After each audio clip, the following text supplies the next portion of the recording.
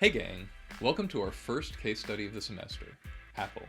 Now, I thought it'd be fun to start with a little bit of Apple trivia. You may not know this, but if you're in a video on the internet talking about Apple, you're actually legally obligated to appear in a pristine white void. Who knew? Now, before we dive into Apple itself, a word about case studies in this course. If you're a business school person, case studies in this class won't be the tightly focused exercises that you're used to. Instead, I'm just borrowing the term to refer to a lesson that examines an important new media company, like Apple, as opposed to a lesson covering a general topic, like smartphones. So, Apple, case study, smartphones, topic. Put them both together, and you get Topics and Case Studies, our final unit of the course. In our Topics and Case Studies lessons, I have three primary hopes for you. First, I hope that you come to see in a new light things that you use every day, things that you're intimately familiar with, and for many of us, what could be more familiar than Apple or our smartphones? Second, I hope that things that may seem confusing, complicated, or perhaps even not really that relevant to your life or your studies, things like machine learning, the cloud, or the Internet of Things, become things that you not only understand, but perhaps even find interesting outside of this class. Finally, I hope that you bring everything we learned in history and theory and building blocks to all of our upcoming lessons.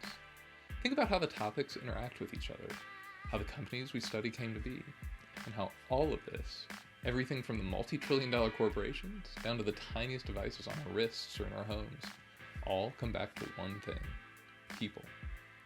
Think about the people that invented these technologies, that sold them, that used them for good and for ill.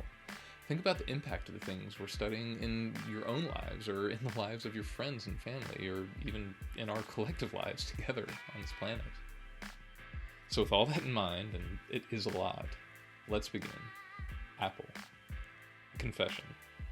And a confession that will surprise precisely no one who's ever met me, or anyone who's even watching this video. Apple is my favorite tech company. I'm not saying that they're the best or the most important company. I mean, what would that even mean?